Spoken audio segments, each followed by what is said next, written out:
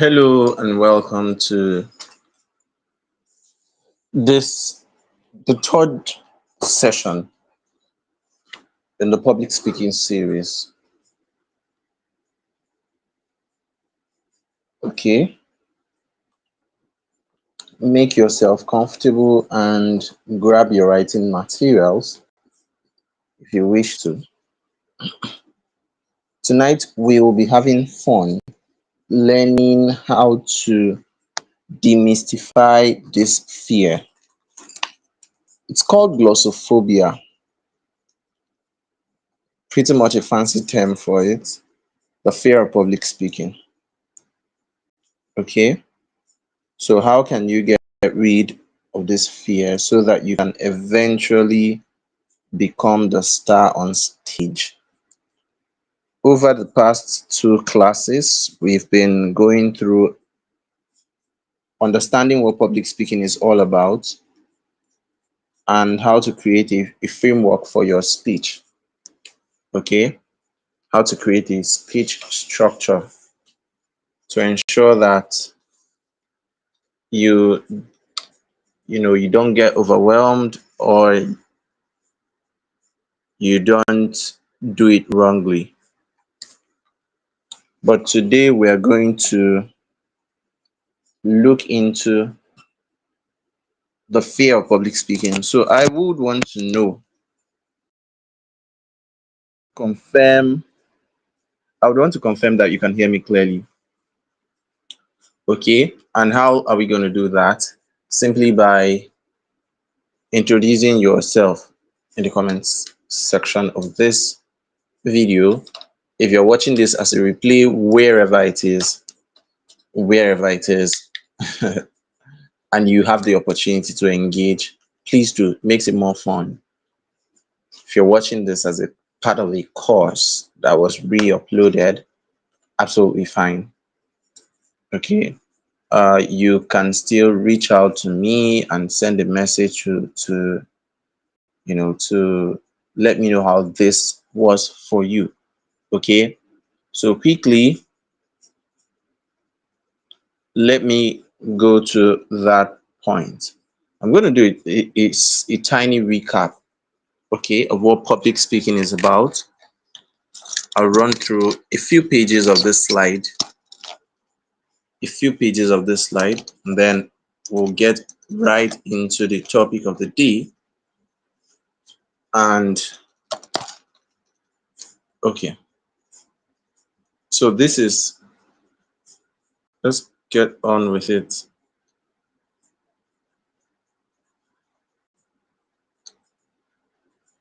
I wonder why this is not expanding.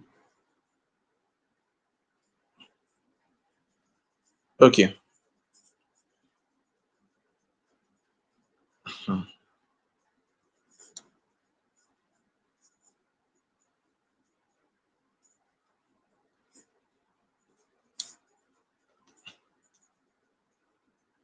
Okay, so like I was saying, if you are here with me, kindly, kindly, okay, yes, this is what I was looking for. This is what I was looking for. But before then,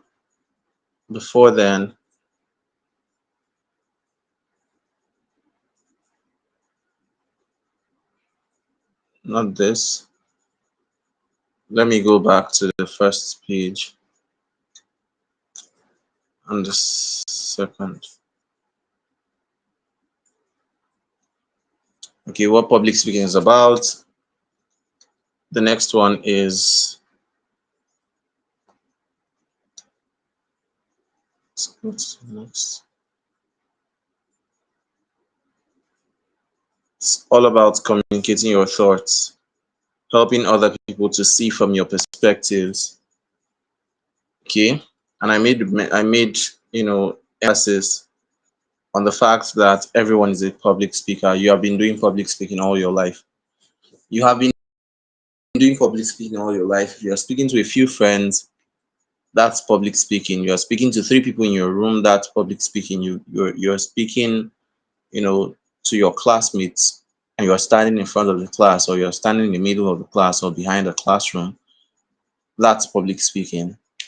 You are arguing with your siblings over a matter. Oh, Messi is better than Ronaldo. That's public speaking. You are doing fufu versus eba. It's okay. You're trying to get people to think the way you do, to agree to your field of view, or you're just trying to communicate an idea or a thought. That is public speaking. Okay. The reason why a lot of people fail, or the reason why a lot of people are afraid, is because they think it's a totally different thing. They think it has to be strange, it has to be scripted, it has to be perfect before we can say it's public speaking. But no, that's not what it is. That's not what it is. Okay, so let's go to the next one quickly. Let's go to the next one. Applications of public speaking. A lot of the applications that I put down here. So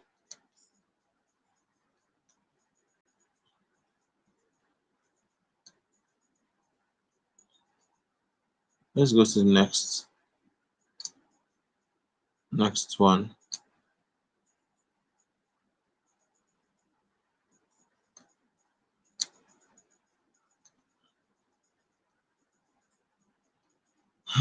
Swiping this seems to be hard.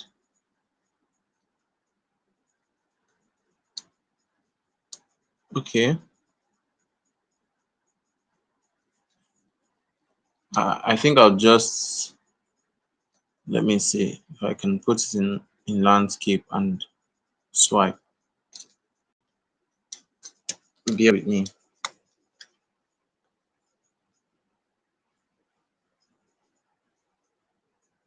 So like I was saying, public speaking is not as hard as many people imagine. We we overcomplicate it by thinking it's complicated. It's actually not. Okay? It's not. So so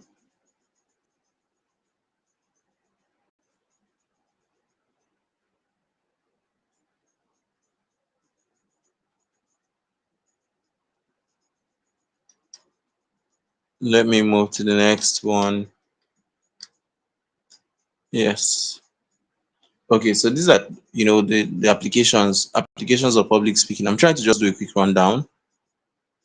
Still going to the next.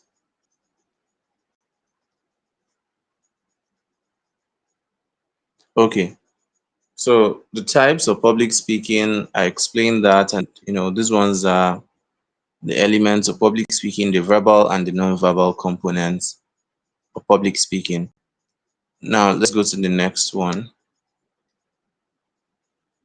We're yet to get to the crux of the matter. So now let me skip all this. Let's skip all this and then get into this, because all these ones that I skipped, um I'll do justice to them in the main training. I mean, in the coming days. Of course, this is the last aspect of the free public speaking training. So the continuation of this would be deeper dives. Okay, will be deeper dives into the aspects of, the different aspects of public speaking, and helping you to master the stage, right? So you moving from beginner to pro. But I believe that if you have followed this public speaking training from, from the beginning till this point, by now you should be able, nothing should stop you from making, at least attempting good presentations. Okay. Having a proper speech framework, getting on stage and doing your thing, body language, vocal variety, all those things, right? Nothing should stop you. Nothing should stop you. So back to this one was referring to what makes a good speaker great, and this is like the second slide for that, or the third one. um Let me see. Okay, okay. So so these are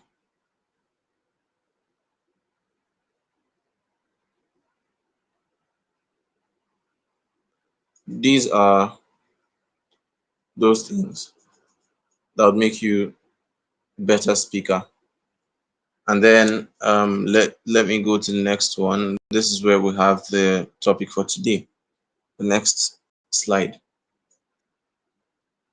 Techniques to overcome the fear of public speaking. Now I'm going to first of all explain this fear of public speaking before we get into these techniques. Okay, is that cool? Um, One is, what is this fear of public speaking? A lot of, I won't go into theory, but this is one of the things that people fear the most in the world, right? Statistically, Americans consider fear of public speaking to be number one. It's number one, and after that comes the fear of spiders, and after that comes the fear of death, right? I think it was in 2019 or earlier than that that studies were done to confirm this, right? But it doesn't take away the fact that across many other regions of the world, many people fear public speaking, and not just public speaking. Many people are afraid to communicate with other people. Many people are afraid of other people having social interactions or having social contact, right? So it's not just about the fear of public speaking, it's the fear of people. And sometimes it's lack of self-confidence, so many other things under in the undertone. Okay. So the fear of public speaking is the fear of making public presentations, or the fear of communicating with people. Okay. The fear of sharing your thoughts with people. And what are some of those things that would result to this? Why would people be afraid to speak in public? Why? Now, the thing is, for some people, they are actually afraid of being judged. Okay, they're afraid of being judged. They're afraid of people judging their opinions, or judging their mannerisms, or judging the way they speak, or finding out their imperfections, right? So that's one of the reasons some people are afraid of public speaking. For some people, they are afraid of public speaking because they feel unprepared. They feel unprepared, or they feel they don't know anything, or they feel they don't know enough. That's another really reason some people are afraid of public speaking. Okay, the feeling of not knowing enough, the feeling of being a fraud. When you want to stand in front of people and talk, you feel like, oh, I'm a fraud. I've not done this thing for a set number of years. I've not done this for 10 years. I've not done it for 20 years. So why should I stand in front of people and talk? Right? Or maybe you are talking about a relationship and you're like, oh, what gives me the audacity, the authority to talk about a relationship when I'm not married? Sometimes we create some of this context in our heads about what the ideal thing should look like, and then we end up shooting ourselves in the legs. Okay, because we've taken context, we've taken the view or the focus of the value we are going to deliver, but we're now focusing on biases that should stop us from delivering that value. Now, other thing can cause people to be afraid of public speaking, like I mentioned earlier: imperfections, looking at your own imperfections, self-judgment. Oh, my voice is too tiny, my voice is too loud. Maybe people are going to look at me and look at my nose because my nose is too big. you know my lips are too large compared to the proportion of my face. So many different things, right, can actually overwhelm people. Different things. Or maybe you think your grammar is not good enough, you're not linguistic enough. You don't pronounce words the way these British people pronounce them. You don't sound like a particular person. You want to sound like Barack Obama, but then it's not working yet. So you are afraid of actually coming in front of people and speaking. Okay. So what could be another reason? I would have loved it if people could drop some comments here and there, but that's absolutely fine. I know some are still trying to catch up. But what are some other reasons that can make people, you know, be afraid of public speaking? Sometimes fear is and it's also important for you to understand the fear process. Okay. Sometimes fear can be logical, sometimes fear can be illogical, right? Logical fear: put yourself in the jungle, for example. You are traveling to a country and you are trapped in the middle of an island. I mean, in the middle of the jungle, right? A thick forest somewhere. And then there's a lion running towards you. At that point, a motivational speaker appearing and telling you, face your fears, you know, it's nothing it's going to happen to you. It's just a lion. It's not really so real. Even if you don't run, yeah, the lion can tear you up and eat you, especially if it's hungry, right? So it makes sense if you run. In fact, um, somehow it's more likely that you will survive if you attack the lion that is coming towards you than if you run, right? But what I'm trying to say is not whether you will attack or run or whatever. No, what I'm saying is, in that moment, you running away from that lion is actually a logical response, right? Because you are escaping in the presence of actual harm, or you are escaping from actual harm. But what happens sometimes is our brains exaggerate those responses, and then we see something that is not actually harmful. It is not really harmful, and it triggers that fright or flight response. Sorry, fight or flight. Okay, response. So you get all guarded. You want to, your body starts misbehaving and all that. So that's what happens a lot of the time, most of the time, all of the time when you're afraid of public speaking. Why is it illogical? There is a very low chance that people are going to get up from there and actually stone you. If you're doing a political manifesto, right, in a very heated political environment, yes, it makes logical sense to be afraid, because people can actually, I mean, especially in some countries, people can do scary stuff, right? But if that is not the case, most of the time it doesn't make logical sense for you to be afraid of speaking in public. Now, I've said some of the things that will cause people to be afraid, some of the things that will make people afraid on the stage, right? For some, the fear of being afraid, the fear of public speaking, right, can make them jitter on stage. For some people, it is the anticipation of that fear. Let me teach you one secret. Most of the public speaking training programs I've attended, they always admit this, and they always teach this. Oh, you shouldn't be afraid of public speaking because, or you shouldn't worry about the fear. The fear will always be there. Don't worry, just do it afraid.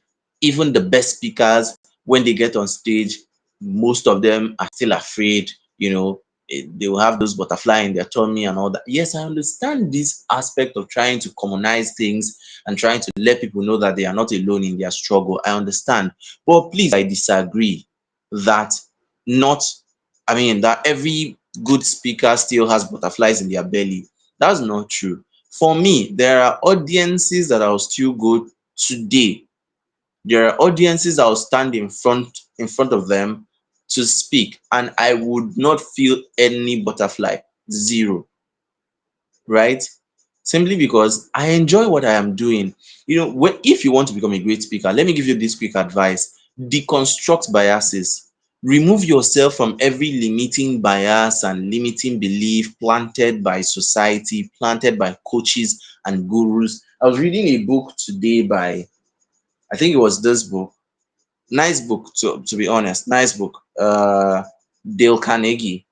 He should better come and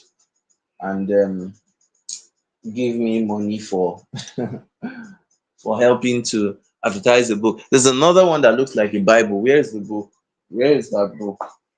There's another big public speaking book that I'm reading currently, and I equally,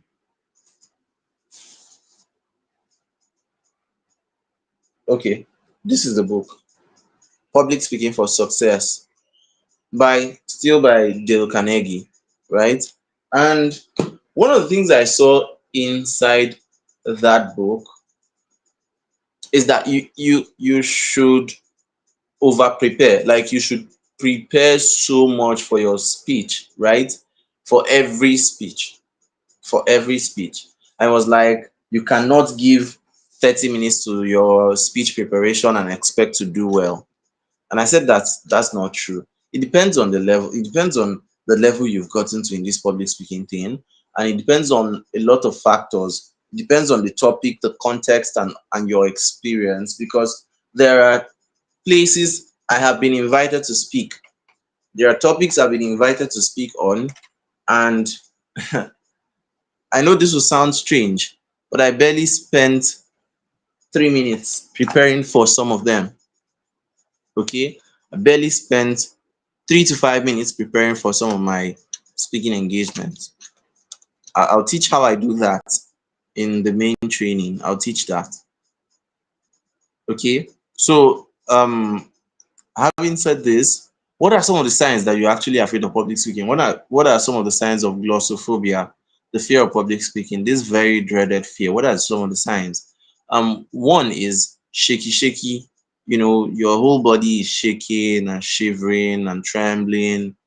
you know, your heart begins to beat fast. It's as if you're having an anxiety attack, a panic attack right there on stage. In fact, before they call you up on stage to say, oh, come and speak, or can somebody hear, sometimes you'll be in the audience and then the speaker is like, can somebody here stand up? And as you're hearing, can somebody hear, something's already telling you, they will point me, oh, they will point me, oh, and then you pretend to be doing something on your phone, just fake one serious face. you know for some people, the moment they say, okay, so give the mic to someone who randomly choose, they're already afraid.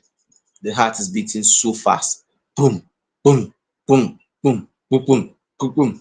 It's as if you can literally feel your heart beating out of your chest, and the next thing, the person is sweating. That is the um sympathetic response, okay, to fear and threat. Fear and threat, danger. That's the body's response to danger, right? So your mind is perceiving danger, but the thing is, that danger your mind is perceiving is not actually real. It's an illusion. Okay, so you have to be able to actually to put things in perspective. It's not real threat or danger. What could be another sign? For some people, they start having stomach upset.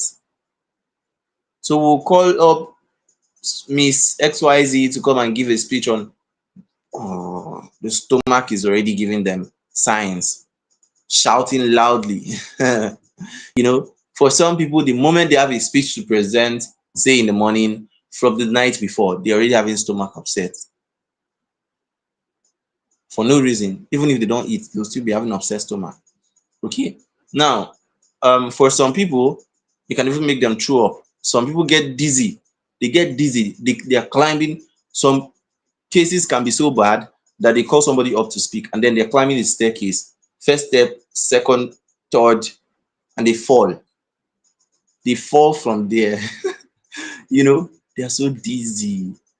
The way the heart is even pumping blood, the heart does not understand what is happening. So they get too dizzy and then they fall off from that place. Come and carry them. Okay. So these are some of the signs that you are afraid of public speaking. What are yours? You can comment yours in the comment section. All these things I'm saying, shaky hands too. For some people, the hands will just be trembling. They can't hold paper. They're using paper to read or to present. They can't hold it. The hands will just be shaking. They will not go and hug the lectern or hug the podium so that they can, support themselves, so that people will notice the shaky hands. Okay. So let me see if I can keep my microphone, because I want to be using both of my hands. Let me see if I can keep the microphone and it would still. Okay. Okay. So talking about the shaky hands, that's the experience some people have. Okay.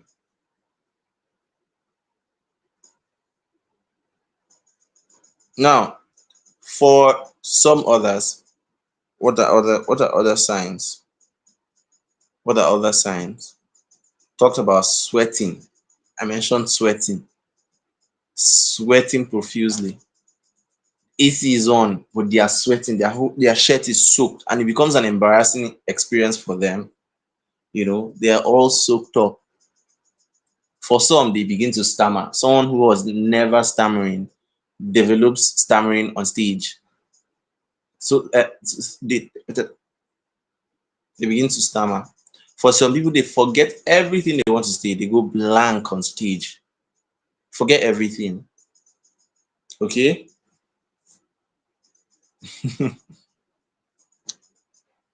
Let me see what this person is saying.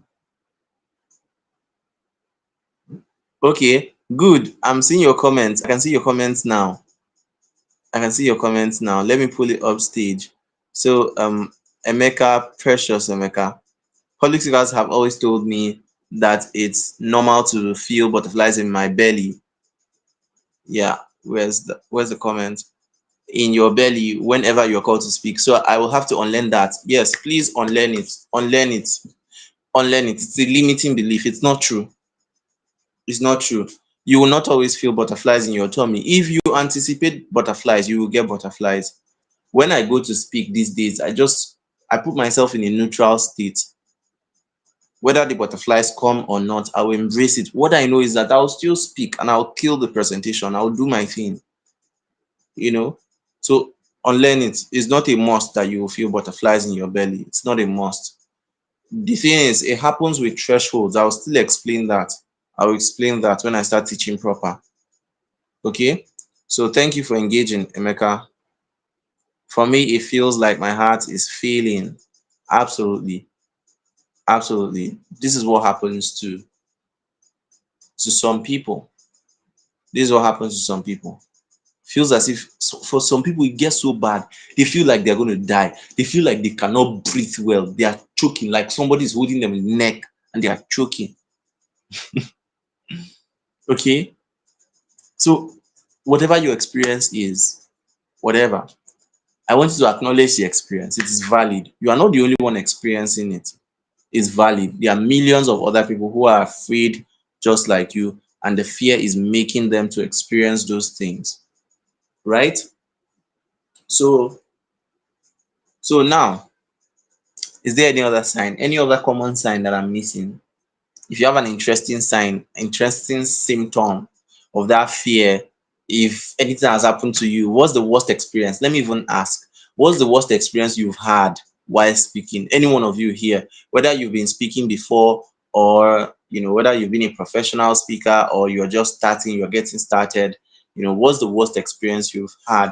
Is it that maybe you've started speaking before and you had to abruptly stop? You had to pause, you had to give up, you had to tell them, sorry, I cannot do this any longer. I've actually seen that happen, where somebody in the middle of her speech was like, sorry, I cannot do this again. Please come and take this mic. I cannot do this again. Leave me alone. You people should just leave me. So it happens. It happens. What's your own story? What's that story that you don't even want to tell people? It sounds so funny. It sounds very embarrassing. Feel free to confide in us. It's a safe space. You can use the discussion section or the comments or, learners engagement, whatever we choose to call it. You know, Share with us what's been your worst experience with public speaking. Now, um,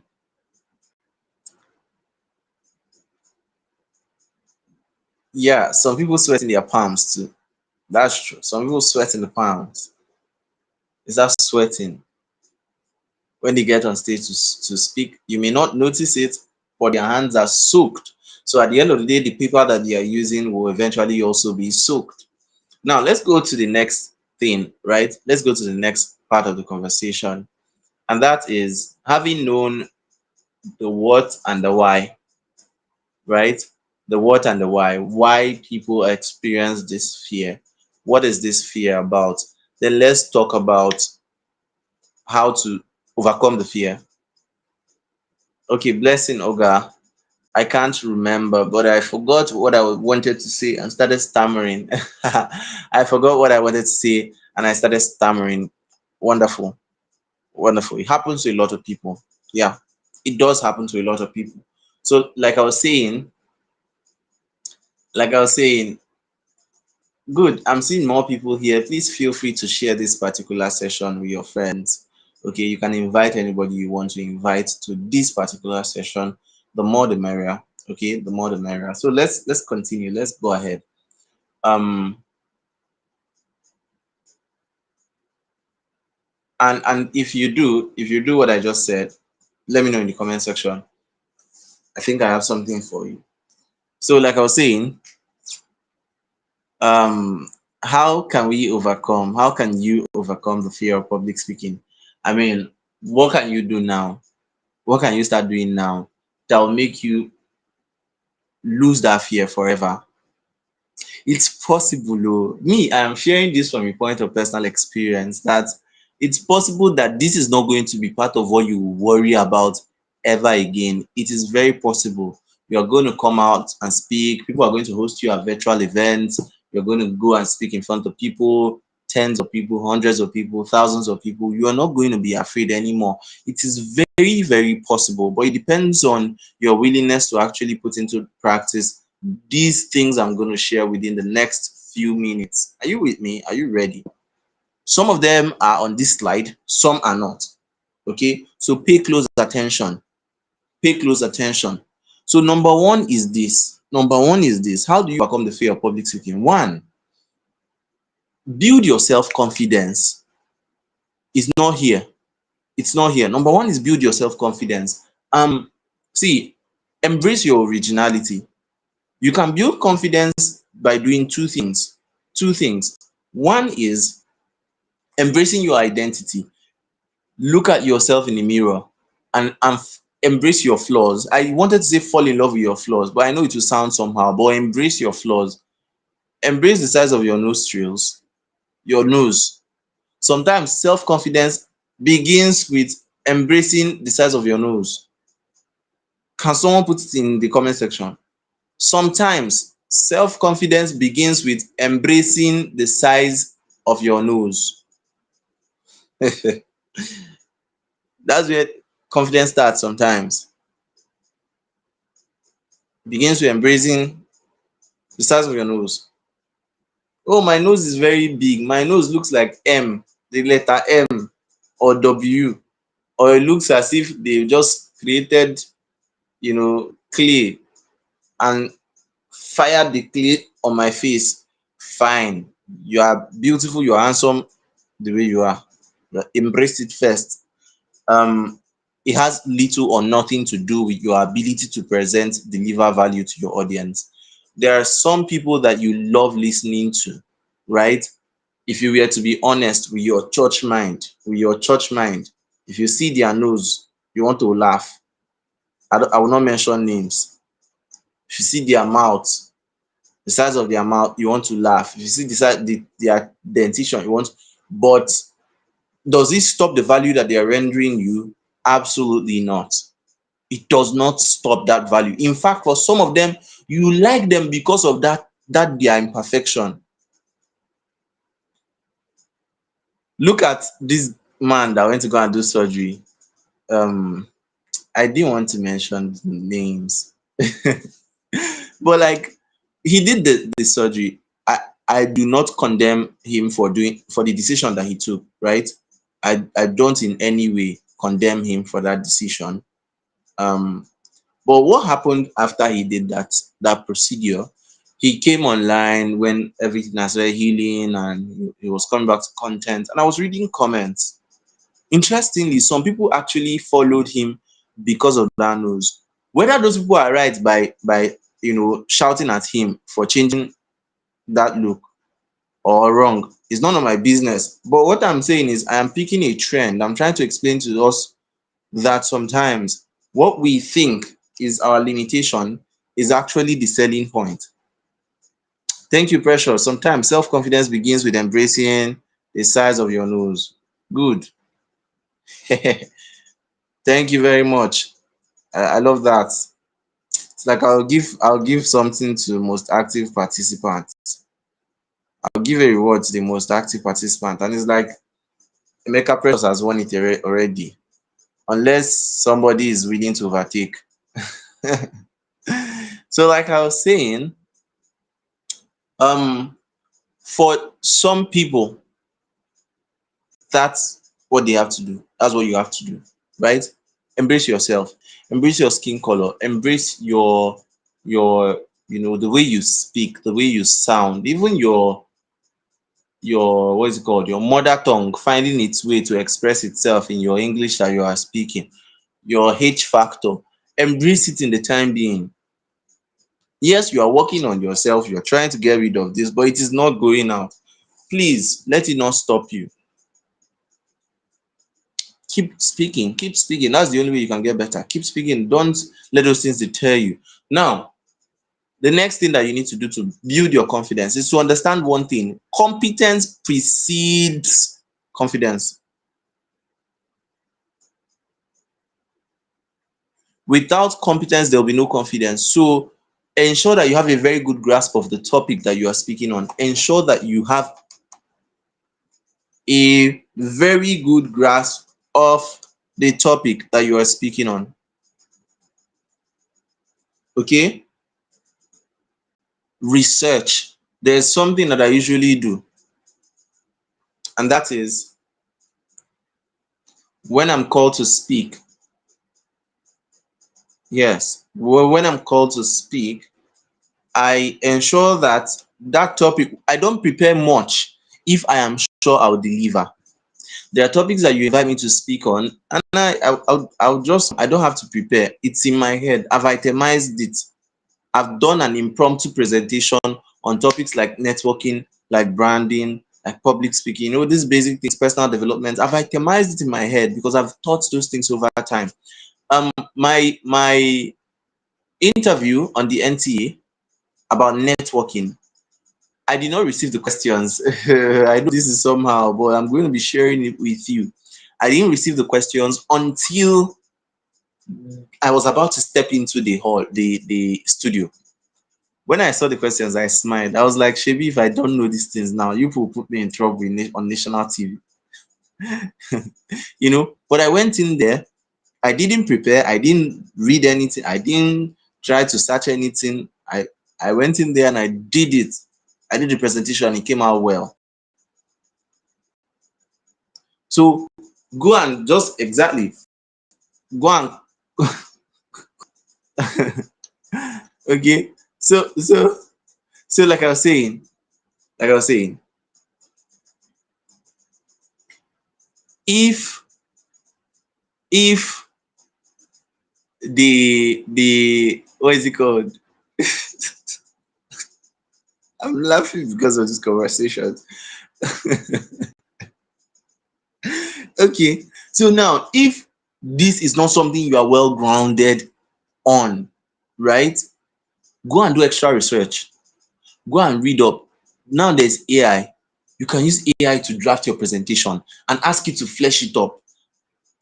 See what? Let me teach you a simple secret. You can create a presentation in 3 minutes with AI, in 2 minutes with AI, right? And flesh it up, and then read that thing, and then go and do extra research. You can even ask AI for research, so that you would know what you are saying. If you are coming to say 10% of women did this, 20% of men did the other one, so that you not go and cause fights that you don't have anything to do with, right? You have to ensure that you are giving accurate information or advice. Trying to adjust this so that the camera angle will be better. So, like I was saying, you you cannot you cannot expect, yeah, you, you cannot expect, you cannot expect to just jump out of nowhere and go and speak on a topic you are not really so, grounded with. Have a firm grasp of that topic.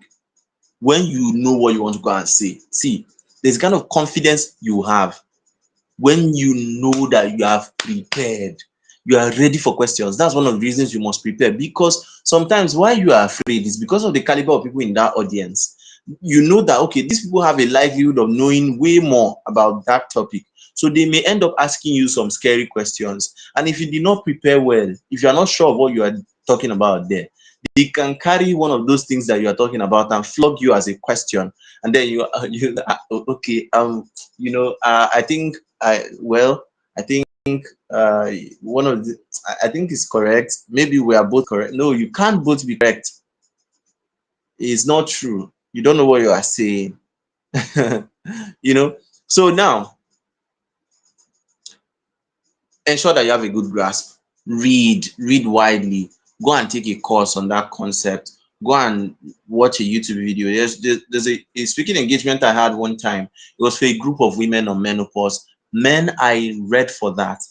I studied for that. I watched YouTube videos, hours and hours and hours of YouTube videos, so that I can be in line with the current standards for that topic. Being that it is a medical concept, I didn't want to go and bamboozle them and speak so many things and a lot of trash, right? So I went there. Imagine I was the only guy in a women's conference, and I spoke and I talked about menopause. And by the time I finished teaching, these women literally held, okay, my speech was for like 1 hour. These women held me down for additional, I'm not kidding, more than 2 hours, 30 minutes. They were asking me question after question after question after nothing I did not hear. See, scary questions, deep questions. Some of them wanted to put me into trouble. They were asking me things that, that they don't, I did not want to open my mouth and say anything because it was a church. So I just, the one they will ask, I'll tell them, this one, well, according to the Bible, Uh, so so it's important to know what you're talking about. I studied, and they asked me questions for hours. I answered almost all their questions, like 99% of their questions. The 1% that I did not answer were very controversial.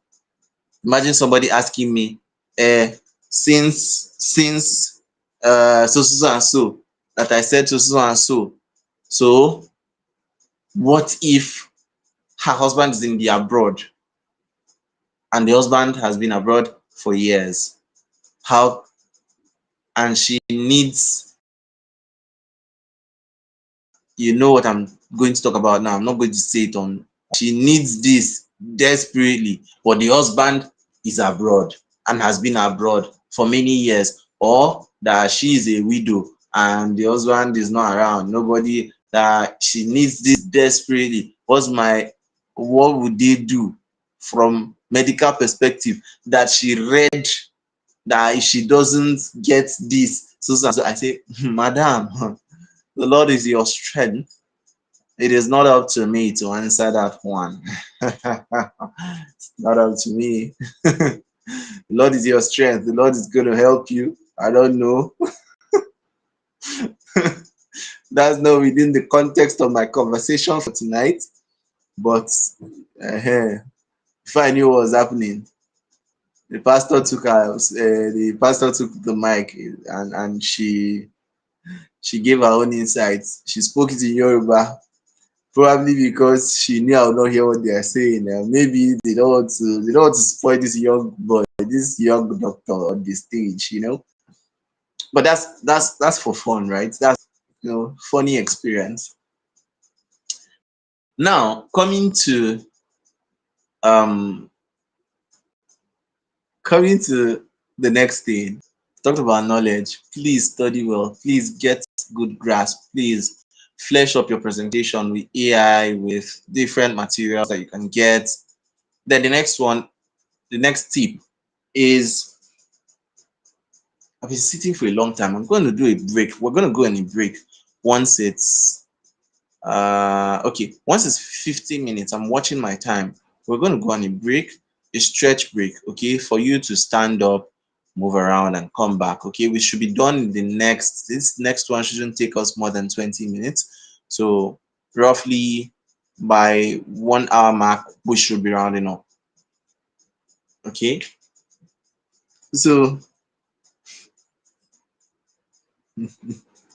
so, so now the next tip that I'm going to be sharing with us, the next tip that I'm going to be sharing is, understand that the people you're going to talk to are humans, they are not masquerades. They are human beings, not masquerades. This particular tip has helped me a lot. When I'm called to speak to anybody, that's why they say, oh, butterfly in your tummy, butterfly, da da da. I don't experience butterflies. I mean, most of the time, call me to speak to any audience. These people are human beings, for crying out loud. They are not good. I mean, they don't carry cane. They cannot come and flog me on stage. Even if they carry cane and they want to come and flog me, don't I have legs? Don't I know where the door is? That's also another thing for you, truly. If you know you're going to speak on a very controversial topic, please know where the door is. Not joking. Know where the door is. Know where the door is. Your eyes should be, find escape route. Find escape route so that, hmm, imagine they call you to a particular state or a particular place. You're in Lagos. You want to come and talk about good governance. And you're using P2B as example. And you're talking about corrupt leaders in Nigeria. I now say some things. Now say some things. And you're trying to convince the crowd why they should vote for P2B. And you're condemning bad governance in Nigeria. In that kind of environment, please, your fear should be logical. Know where door dey. Just be careful. As you are talking, you are looking at any movement. Meow, you know what to do from there. Okay. So that's it. But understand that these people are human beings. At their best, at their worst, they're human beings. They're not dogs, they're not lions, they're not snakes. Okay? That's one. They are human beings, they're not masquerades.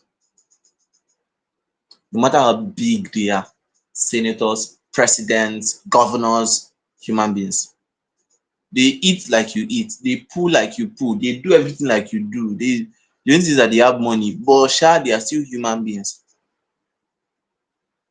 Okay? So the next one, be conversational. Be conversational and free.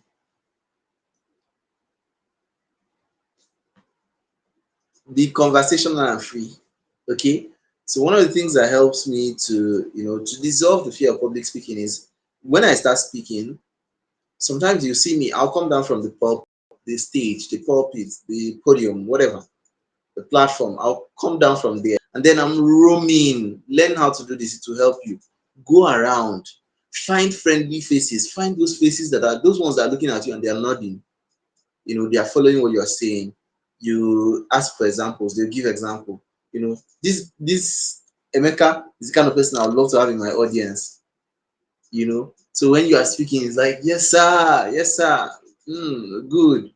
Thank you, sir. You point him, you make contribution, that kind of person. You go there, you talk, you tap him at the back, that kind of thing. It brings you closer to your audience. It improves your stage management dynamics. Okay, the conversation will be free. If you know that, okay, this is an audience, understand your audience. Okay, there's the kind of audience you don't want to be too conversational with or free with, so that they don't misinterpret it as insulting. If you're going to go talk to a group of executives, business owners, CEOs, right, you can't be talking to them and you're there, oh more, nah, now wow, how you can be using some kinds of terminologies, phrases, mannerisms in that kind of audience. So you want to be conversational and be free, but as much as possible be respectful. Okay, so now the next one is, do not use closed body positions, closed body posture. Let me explain what I mean. Okay, so after this, we'll go on a break and then we'll come back and conclude. I hope this session is making sense so far. I hope you're really enjoying this so far. Now, what does it mean to not use closed body postures? This is how some people speak. Let me show you. So, tonight we're going to be talking about this, that, and I just want you to understand that you can be great in life. You can be great in life. You see, they're closing up. And this is part of what I'll be teaching in the training is body language psychology. This is trying to tell people, hey, look, I'm nervous, I'm afraid, and I don't know what I'm talking about. I'm here, but I don't want to be here. My powers are not up to the task. I'm confused, I'm in pain, I'm in severe emotional pain and trauma standing in front of you, but I have to protect myself, and that's why I'm clasping, I'm holding, I'm blocking my tummy because an attack may come, you know, or this. Okay, so good evening everybody. My name is Chijioke, and but your tummy, your hand is like this. You're standing cross-armed, or you are fiddling with something. Could be your beards. Could be your beards.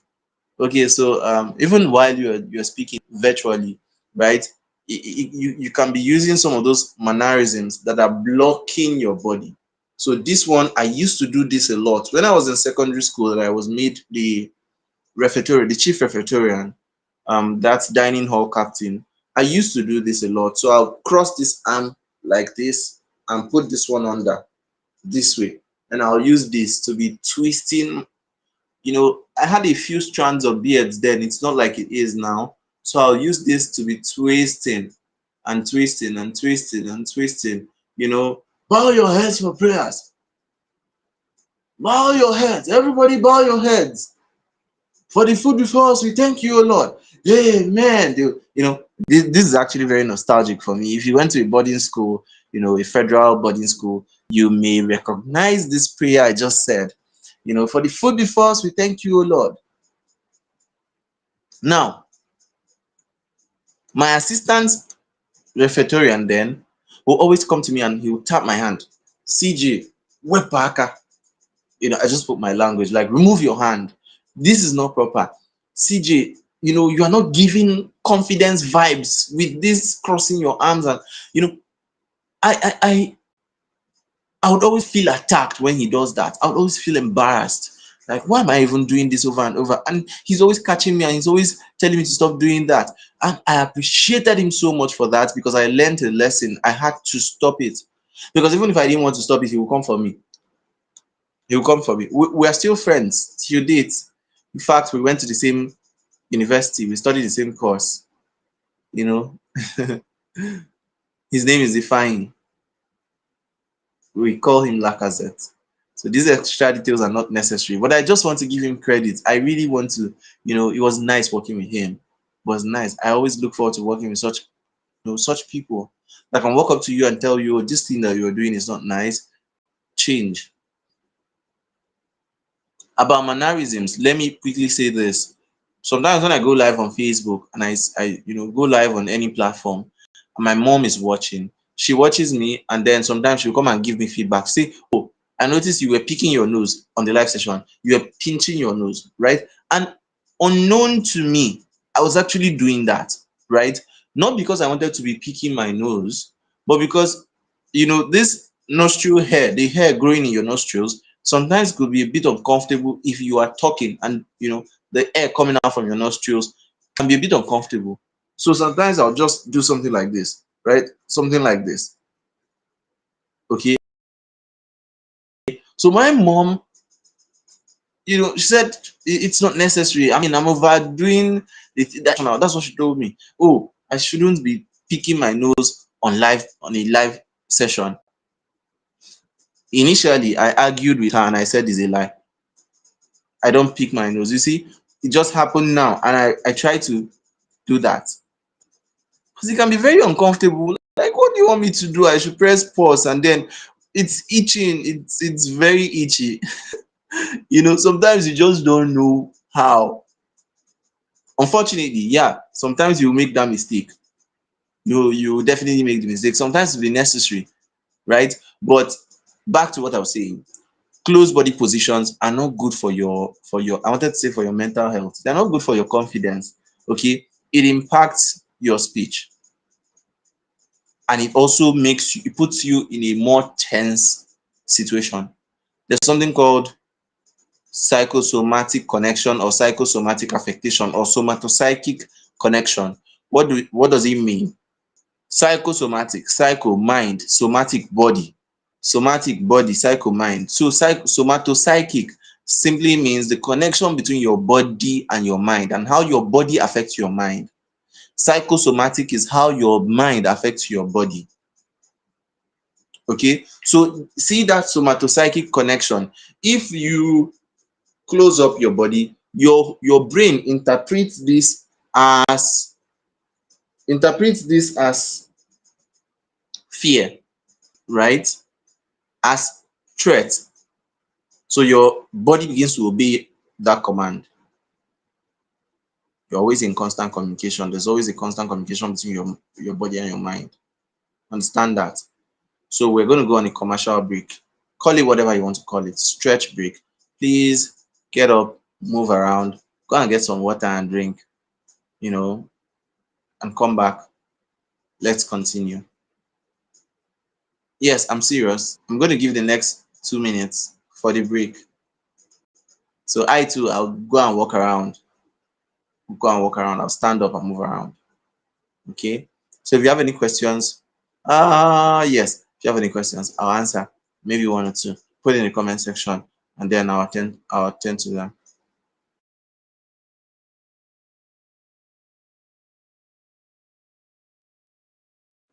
Okay, let me give you 2 minutes. In the next 2 minutes, you'll be back. I will be back because you should be here. Carry your phone while you're working so that you don't get distracted.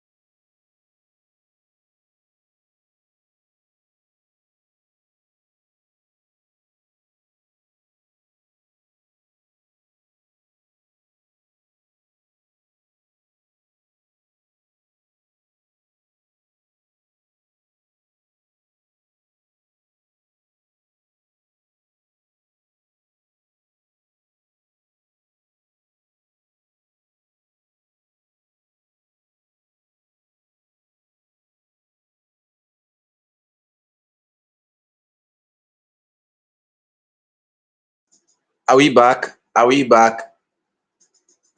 I have given, I know I've given enough time for us to rest and refresh, to move around and have fun and make new friends. I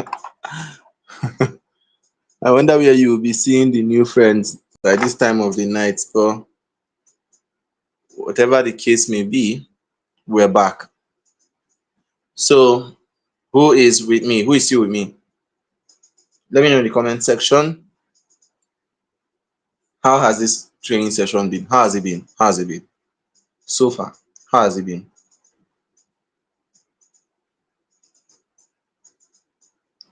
After tonight, I would want to see the result of this class. I would love to see the results.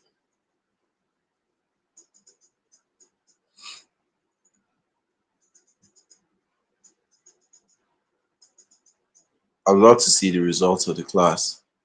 Um, I'll be so glad if if you can say that after watching this you were able to put some things into practice, try out something, and it worked for you. Okay, so let's get into it. Let's get back into it.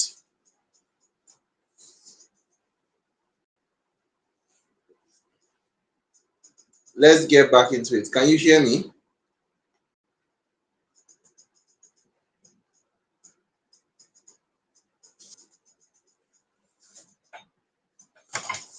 Amazing. Amazing. Amazing. So now, don't use closed body postures. That's number 4. And then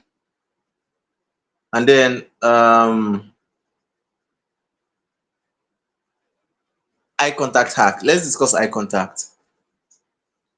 Let's discuss eye contact. I know for some people, eye contact is difficult, right?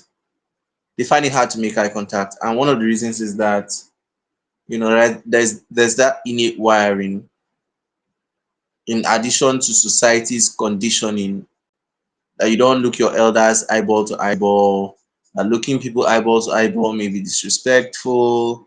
It's contextual, really. So, but when it comes to public speaking, engaging with eye contact helps what you are saying to stick more. It helps what you are saying to be more memorable, or for you to create memorable moments for your audience.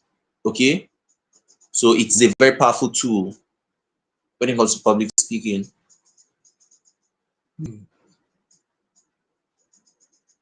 Very powerful tool. Okay? So even if you find it very difficult to make eye contact, there are things you can do, and I'll share them here. Number 1, you can look people in between the forehead, right? You can look in between the forehead. You can isolate the audience category by category, group by group, section by section, and then you're kind of looking them above the eyes so that you don't have to look them eyeball to eyeball, because for some people, doing that can throw them off balance.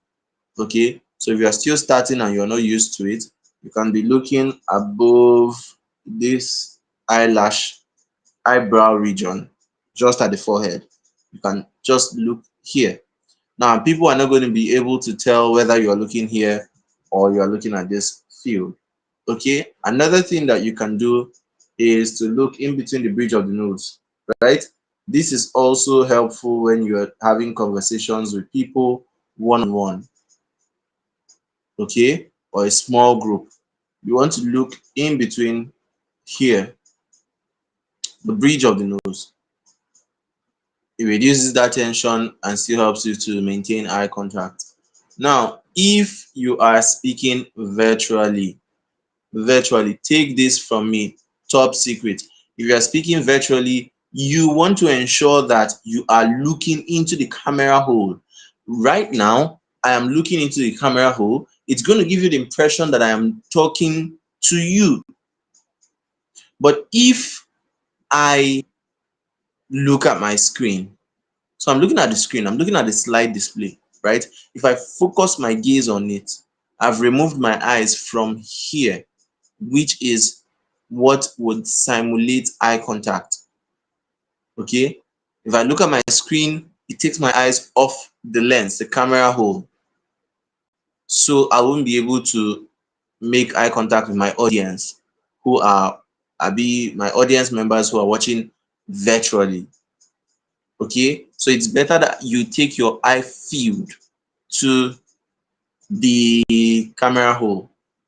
This is much better, much better. Okay, so what's the next one?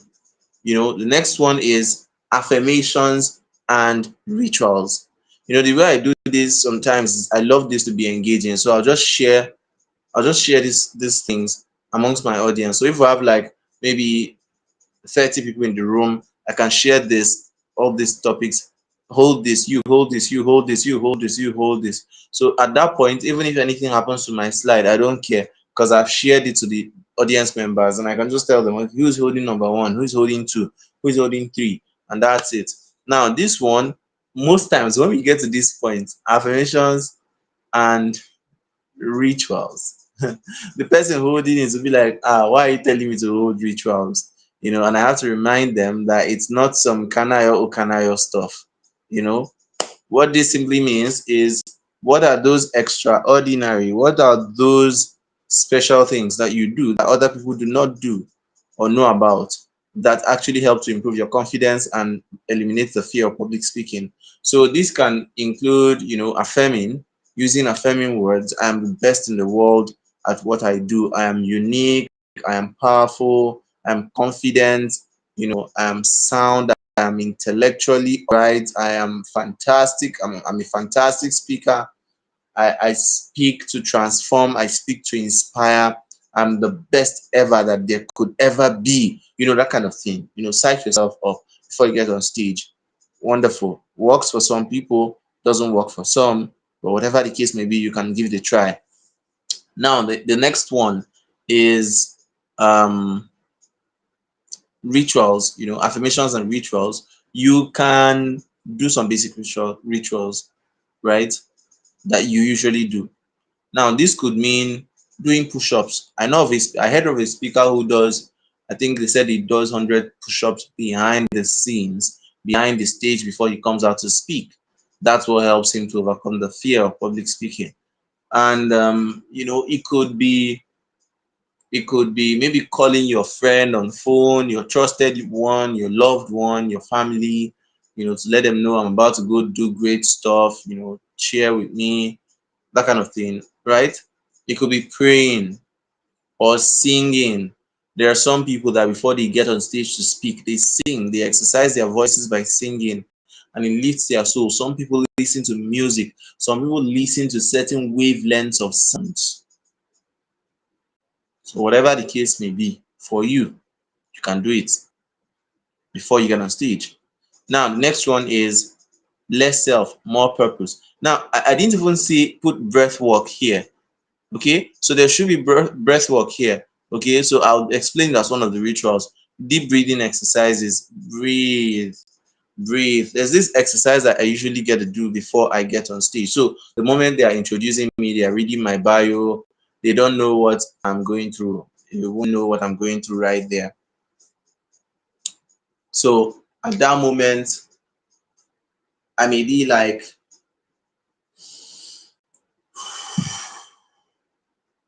but people will not notice. They won't notice what I'm doing, right? They won't notice what I'm doing. So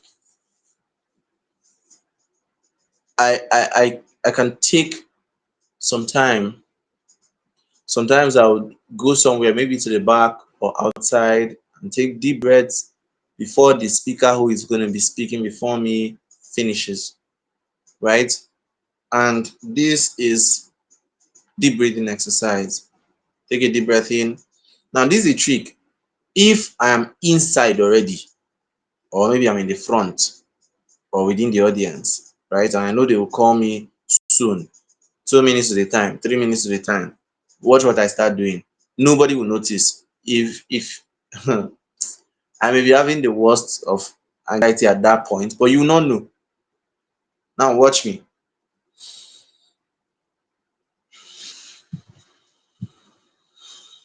You will know. Sometimes what I do is huff and cough, right? Huffing. So I gently taking air. Watch this. Then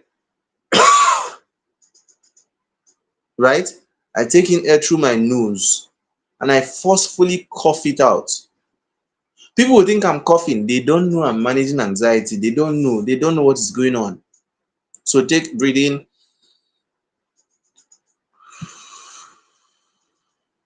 in through your nose, out through your mouth, like you want to blow off a candle, right? So assume this is a candlestick. So in, out.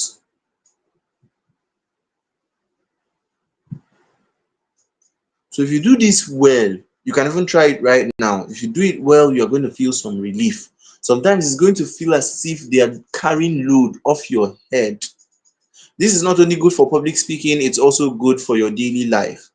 Stress, overwhelm, anxiety, you know, take breaks and do deep breathing. Remember,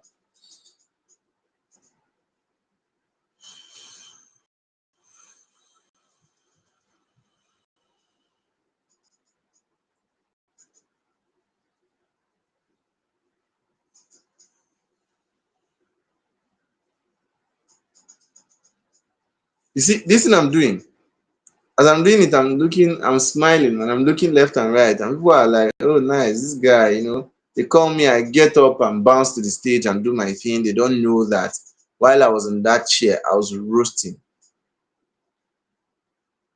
I was cooking. Okay, so the next one is less self, more purpose. One of the reasons people feel afraid of public speaking, or people are afraid of speaking in public, or they are anxious, they are nervous, they are panicking, is because they are concentrating on their flaws, concentrating on their inadequacies, concentrating on their possible mistakes, and not concentrating on the value that they are going to give their audience. You see, people like Jack Ma and Elon Musk. Put Elon Musk and Jack Ma together in an English test. Give them textbooks, English textbooks to cheat. Give it to them. Put me in that test. I would gladly write that English test without any form of assistance whatsoever. And believe me, I will beat the two of them plus their textbook and artificial intelligence combined. I can brag about this, right? But if there's an event happening in Nigeria and you saw me speaking in one of the events, and the other one is Jack Ma and Bill Gates, Bill Gates is speaking somewhere else, you most likely attend to go and listen to Bill. Even me that is speaking, I may deny the invitation to go and listen to Jack Ma and Elon Musk. This should tell you something. It's about the perceived value and not the excellence of your diction. Yes, don't get me wrong. It is good to speak good grammar. It is good to have good diction. It's good to project your voice. It's good to, have all the linguistics and everything intact. But believe me, it is not every great speaker who has a good command of grammar. Not every influential speaker has a good command of, you know, semantics and syntactics and all those things. So it should be more about the value that you have to give to your audience.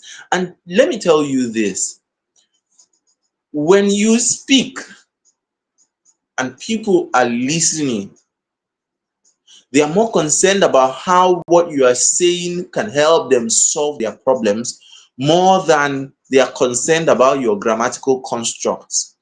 And and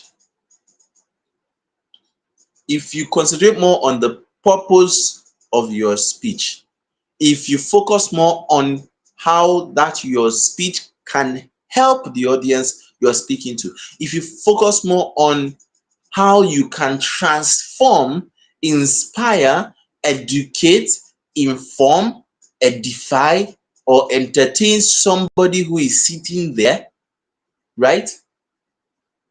You would definitely speak more confidently. You will watch that fear melt before your eyes, simply because you're focusing on the right reasons, and that is purpose, purpose, purpose of your speech. Okay, so that's why sometimes I really I I see people who are so fanatical about diction, diction, semantics, all those preposition, pronunciation. So you don't pronounce it as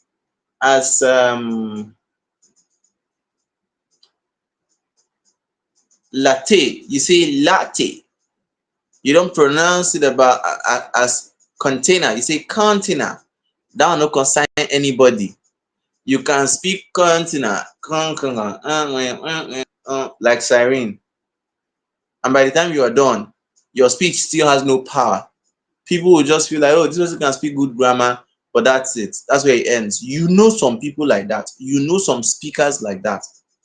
They bring them to speak somewhere. They bamboozle the whole audience. They speak grammar. Even some preachers are like that too. They speak grammar that you don't understand. It flies over your head, and then at the end of the day, you're asking yourself, why did I even come here? What did I learn? Nothing. So it's more about the content, not the container. Hmm. Hmm. Beautiful. Beautiful. So finally, and remember I said it's not about yourself. Less self. Put yourself down. Less of yourself. We know your nose is big. That shouldn't stop you.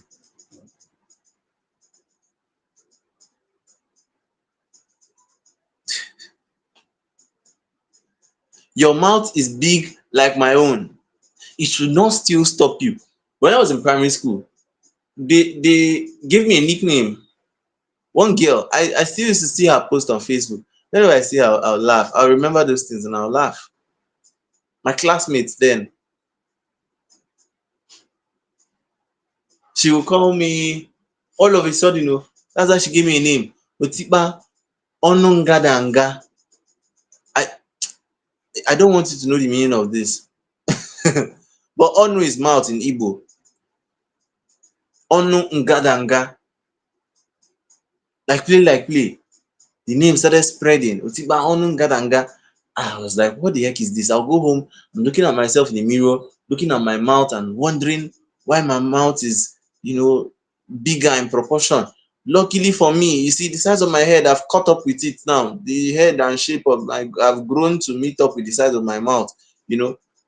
So, in fact, then I was not even seeing it. How people were seeing that I have big mouth, I don't know. Okay, but it was not what stopped me. I didn't let that stop me from actually speaking. Whose business is it? You know, you don't let certain things affect your self-esteem and stop you from actually delivering value to your audience. Okay, so finally, and let me also say this: for some people, they think they are not fine, they are not handsome or beautiful, and that's why they don't want to speak.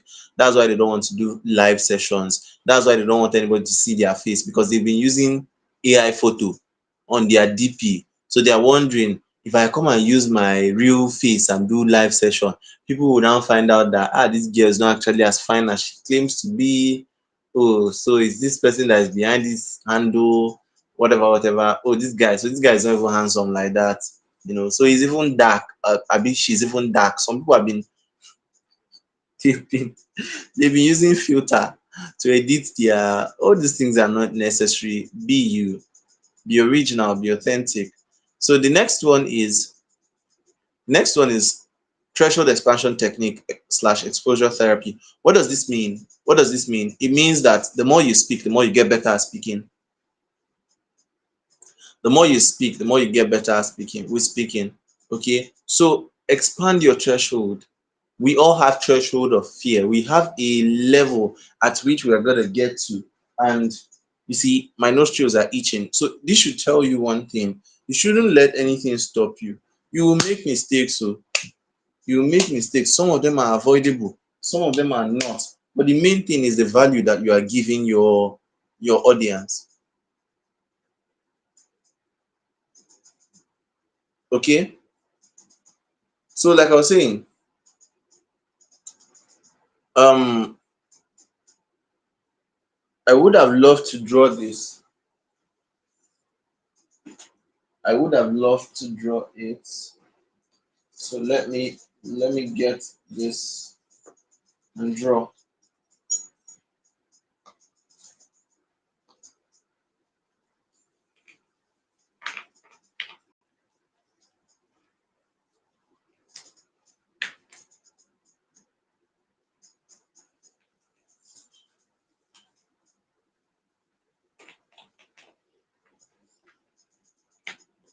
Now, watch this.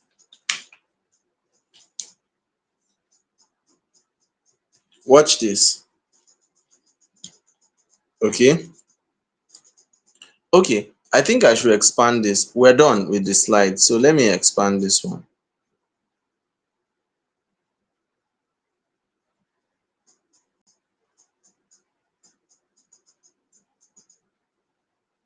What? What? What? I need to remove this slide from here. So let me, will hiding it work? Let me see. Oh, amazing. This scared me. So look at this, right? Look at this. I hope you can see this. I hope you can see it, and I hope it's in order. I hope it is um not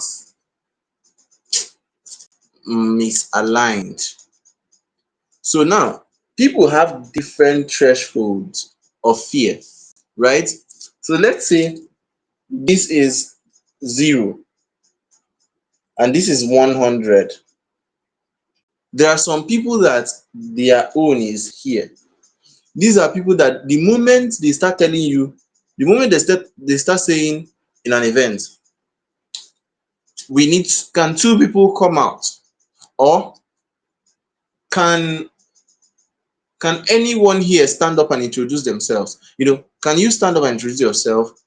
Tell us what you do. The moment they say that, oh, people randomly, 5 people randomly, you, those who are here, their heart will start they will start panting. Their heart will start beating fast. They're already too afraid. What if they call me? What if they, I don't want this problem. How bad these people have come again? I shouldn't have come for this event. That's them. The fear is so much. Before they get to the stage, their legs are shaking, their voices have changed, their mood, everything. This is it. You don't even need anything extra to make them anxious or to make them afraid. That's the natural state that they are at. That's how many people are, right? Now let's say this is another threshold, 50, right? And let's say this is another threshold, 25, and this is another one, 75. Okay. Now, for some people, their own is here. For some is here. For some is here. Now, the goal of you actually practicing more is to keep pushing your threshold beyond this limit. Okay? There is infinity. This is the goal for every good speaker. That they will have to push your limit to infinity before you can become afraid. right? So now, the more you practice, the more you push threshold or borders. Threshold simply means what you need to get to evoke a certain experience, the level you need to reach to evoke an experience, the level of threat, perceived threat that you need to get to evoke that experience. Now, when you try to go live on Facebook, you are pushing threshold. When you go live on Facebook to speak, and that's why I always give people that assignment: go live, share your thoughts, talk about yourself, get used to that environment. When you stand up in your classroom to answer a question, you are trying to provoke your boundary. You are trying to do that thing that is uncomfortable for you. Keep doing it till you get used to it. That's the secret of public speaking. So when you try to record yourself on your smartphone for 3 minutes talking about something you are passionate about, when you do it, you watch it. Watch it from beginning to the end. Watch it without sound. You will see your non-verbal component, what your non-verbal habit looks like. Are you pinching your nose? Are you touching your eyes? Are you doing something funny with your hands? See all those things that you need to correct. When you are done, close your eyes. Watch that same clip. Press play. Close your eyes. You know how you sound, the verbal vocal component. Take note of those things. Take note of the points you are doing so that you can correct some of those things. So by practicing, you keep pushing your threshold up and up. So when you get here, after a while, you realize that you are now beginning to push to 50. You are pushing to 50. After a while, you are beginning to push towards 70. Push towards 70. Before you know what's happening, you are at boss level. You are a boss in the game. And they can just invite you. Oh, we're having a session. Will you be available to come? And you're like, okay, when? They say it's tomorrow. It's tomorrow. Or even they can say it's now. Are you available now? I've had such experiences. Then they're like, okay, TJK, since you are here, can you take us on this topic now? And why not? I can do it yesterday. Why not?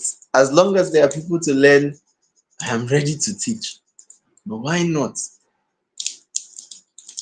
Let me end this by saying this. Let me end this session by saying this. It's important to have topics that you can readily deliver on at any point in time. That if they tell you, oh, we have young people, do you have anything for them?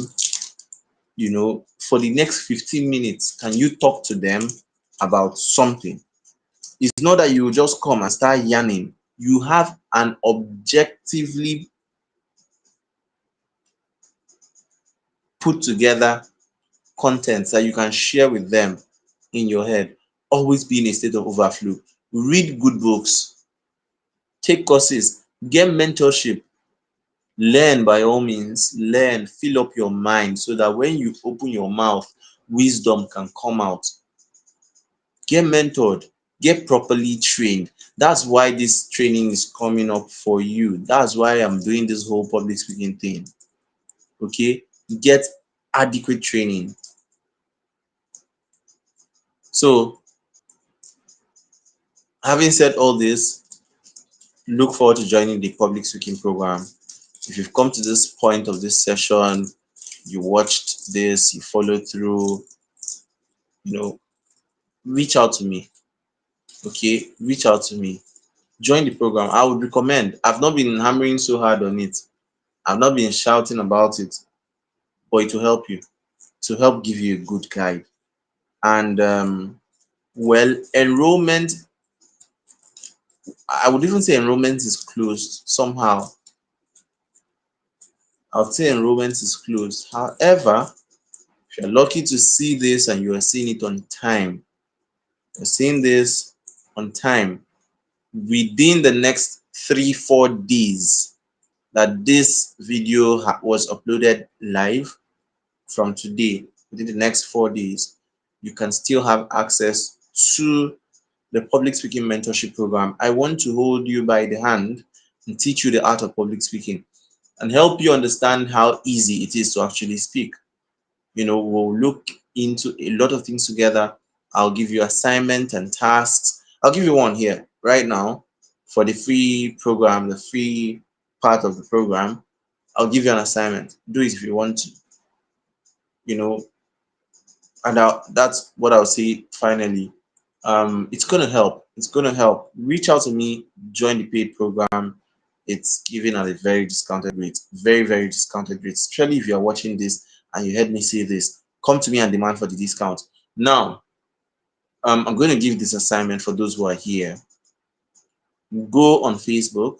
One, record yourself talking about something you are passionate about, what you are very passionate about, right? And why introduce yourself to the audience and then talk about what you're passionate about. Post it on Facebook, tag me.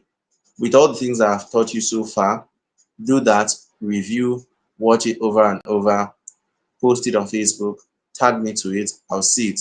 Some of you will be getting something huge from there. I don't want to tell you what you'll be getting, but you'll get something huge. Now, the next set of people, the next assignment I'm going to give is go live on Facebook. Go live on Facebook and encourage your audience. Just share something with them. Share a word of encouragement with them for 5 minutes. Come back and watch the video. And then definitely if you do these things, you're going to thank me later. You thank me later because you definitely enjoy the experience. So yes, thank you for joining this session. I look forward to seeing you do more as public speakers. Okay, I look forward to seeing you apply all the things that you've learned here and crushing your public speaking goals. Do have an amazing night rest. Bye everyone. Good night.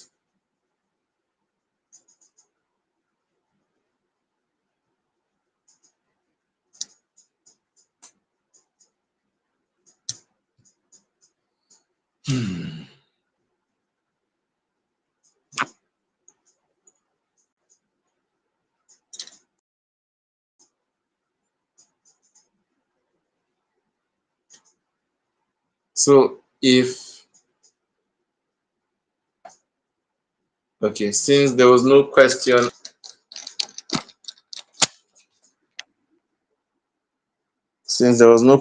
asked,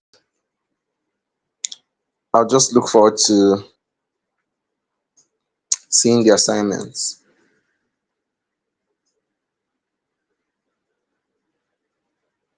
Okay.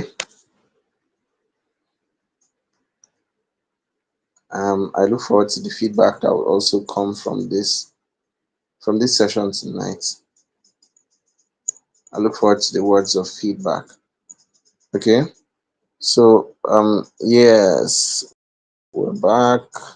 Okay. About the content we're following, I do it, but I can't watch it.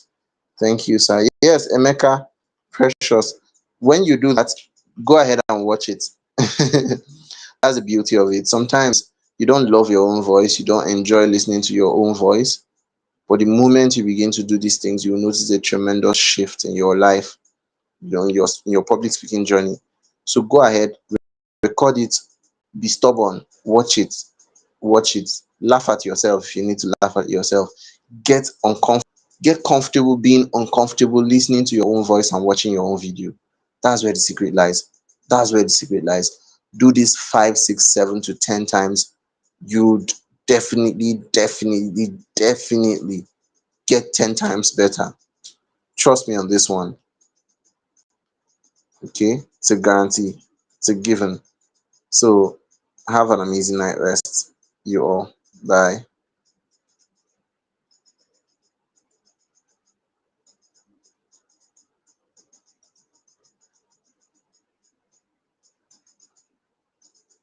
Okay. So if you want to reach out to me, of course you have my contact, or you can find it somewhere on YouTube, LinkedIn, or message me privately, or send a message in this comment section. I'll attend to you. So you have a wonderful night rest. Once again,